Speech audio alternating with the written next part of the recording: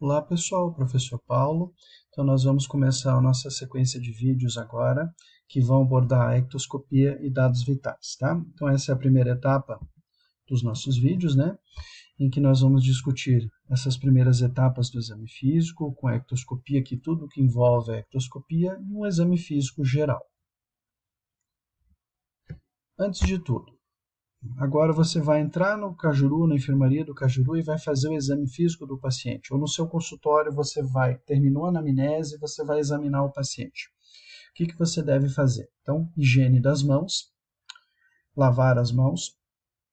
Você vai explicar e vai introduzir para o paciente o que você vai fazer, qual parte do exame físico você vai fazer. Lembrando que talvez você tenha que consentir novamente essa etapa. Você vai posicionar o paciente, vai orientar que ele se posicione de uma maneira que seja confortável, que facilite o teu exame, por exemplo, colocar ele sentado, já que você imagina que você vai examinar o tórax desse paciente. Você vai expor a parte importante do exame que você precisa ver, então você vai pedir, por exemplo, para tirar a camisa o paciente para você examinar o tórax, e por convenção, você sempre vai se localizar à direita do paciente. Então o examinador sempre à direita. Essa é uma regrinha que a gente vai seguir sempre que for possível, tá? Toda vez que a técnica de exame físico exija que o examinador vá para a esquerda do paciente, isso vai ser muito bem documentado, muito bem esclarecido. Então, de maneira geral, se não há nenhuma menção sobre isso, você imagina que o paciente que o examinador esteja à direita do paciente, tá? Para a gente lembrar, a sigla é WIPER, de Wash Hands, Introduce, Position, Expose e Right Side.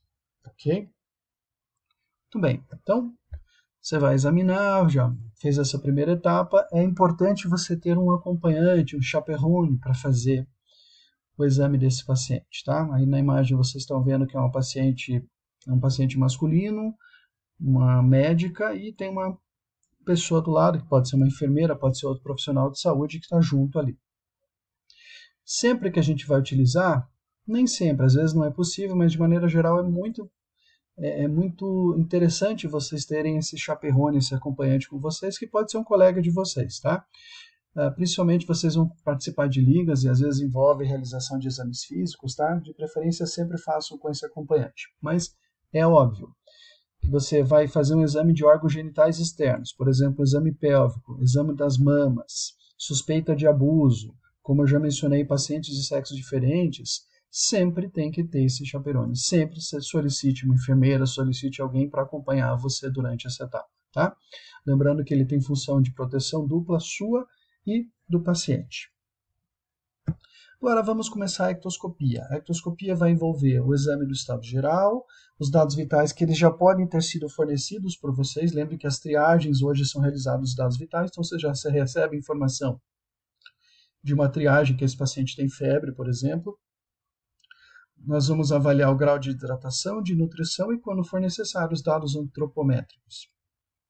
Eu coloquei a imagem do Batman ali, porque nos quadrinhos o Batman é o maior detetive do mundo. Então, é aquele momento que vocês já entram com toda a atenção e tudo que tem que ser voltado para procurar por sinais. Você já tem que ter aquele olhar clínico, aquele olhar de pesquisa de sinais que vocês têm que encontrar. Então, vamos falar das primeiras impressões. O que a gente pode ter durante as primeiras impressões? Primeiro, a avaliação do estado geral, que ela pode ser classificada como em mau estado geral, regular estado geral ou bom estado geral. Isso pode ser subjetivo. Os odores que o paciente apresenta, por exemplo, um odor de massa verde sugere cetoacidose. As vestimentas do paciente estão adequadas ao clima ou não. Se você faz uma avaliação do ambiente ao redor, por exemplo, na enfermaria do Cajuru, se ele tem uma bíblia, se ele tem fotos da família, se o diabético está cheio de porcaria do lado ali que não devia estar, ele está, por isso que a glicemia dele não está baixando. Nós vamos ver mais para frente as faces, que são alterações estruturais, anatômicas, de expressões do rosto e do corpo do paciente que levam a diagnósticos de algumas situações, algumas doenças. As posturas que esses pacientes apresentam, tanto com dor, com dispneia, ou algumas alterações de estado mental, têm posturas características. Nós pesquisamos ativamente sobre a icterícia, cianose e palidez.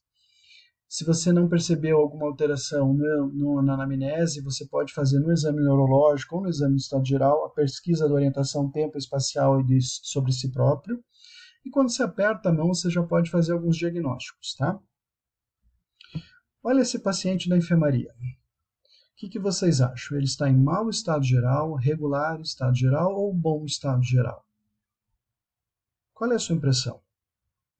Quando ele foi discutido na enfermaria, na visita com os residentes, ele recebeu um diagnóstico de estar em bom estado geral.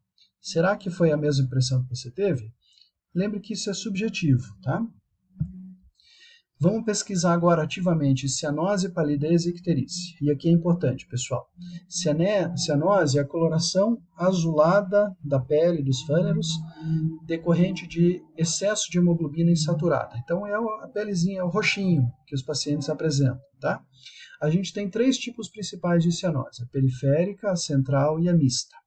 A cianose central ela é causada por baixa oxigenação, por hipoxemia, por um problema sistêmico. E no exame físico a gente vai encontrar cianose que predomina no leito ungueal e nos lábios do paciente. A cianose periférica é um problema de perfusão local. Então, por exemplo, uma trombose venosa, você vai ter uma perna com aumento de volume e também cianótica. E a cianose mista é quando você mistura os dois. Ok? Palidez. A figura ali no meio é aquela paciente ali que está pálida.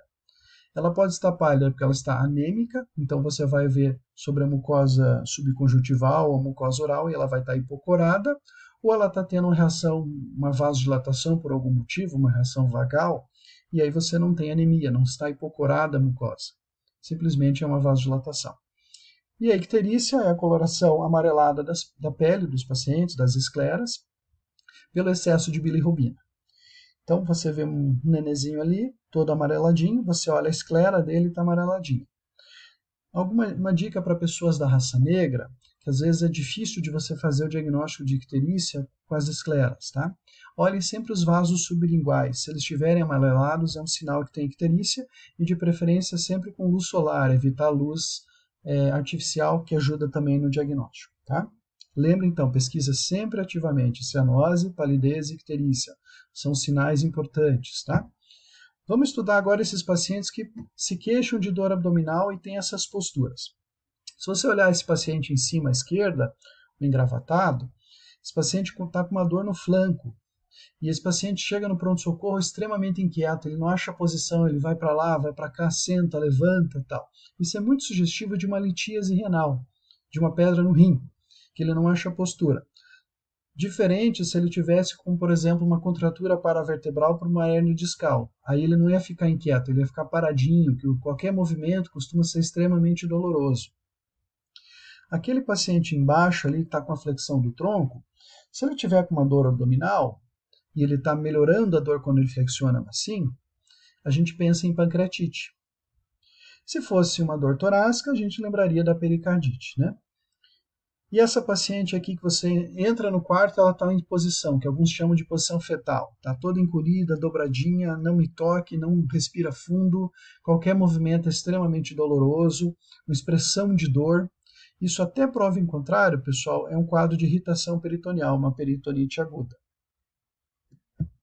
Olha agora a postura quando alguém se queixa de dispneia. Então essa imagem na tela de vocês à esquerda é a clássica ortopneia do livro do Netter, que é o paciente que melhora da falta de ar quando ele fica sentado. Então ele dorme com diversos travesseiros, você encontrar lá, ele está com 3, 4 travesseiros na enfermaria, ou ele aprendeu a usar o controle da cama e ele deixa a cama bastante inclinada. Então esse paciente tem ortopneia, principal diagnóstico é insuficiência cardíaca, mas pode ser por asma, por DPOC.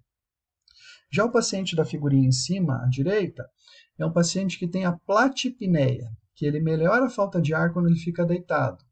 A gente pensa em anemia, a gente pensa em cirrose, em pós-operatório de cirurgia pulmonar, por exemplo. E aquela paciente no corredor ali, que está com falta de ar, mas ficou deitadinha sobre um lado. Essa é a trepopneia, é quando a falta de ar melhora quando ela deita sobre um lado. Isso é muito sugestivo de derrame pleural. Existe um termo mais recente que é a bentopneia. Bentopneia é quando o paciente sente falta de ar quando ele se agacha, por exemplo, para amarrar os sapatos, tá? Também é sugestivo de insuficiência cardíaca. Então, pessoal, percebam que vocês apenas olharam para os pacientes, tiveram as impressões, mal encostaram nesses pacientes e vocês já conseguem fazer o diagnóstico. Na próxima etapa, no próximo vídeo, a gente vai falar sobre os dados vitais. Até lá!